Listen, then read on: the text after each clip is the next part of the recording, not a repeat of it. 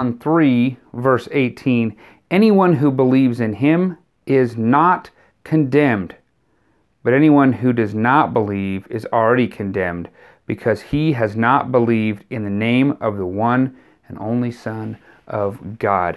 If you believe in Jesus, you're saved. If you put your faith and trust in him, if you follow him, you are no longer condemned. But if you do not, it says you are condemned already. You've already rejected him. You are already in a state of condemnation because of Genesis 3. Jesus is the rescuer.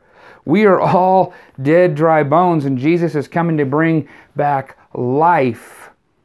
And so by rejecting Jesus, you just stay in the state of condemnation. That's what this is getting at. But accepting Jesus gives you the right to become a child of God.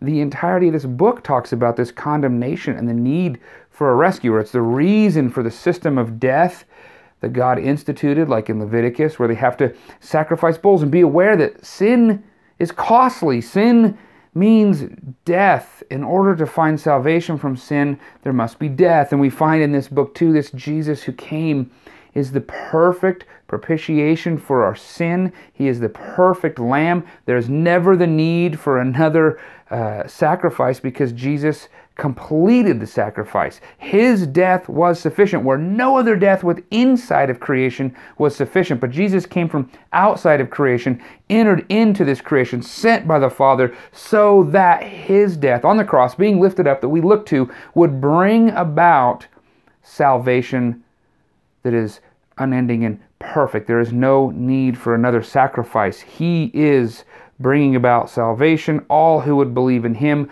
are saved from the condemnation that has already been put on the world because of sin.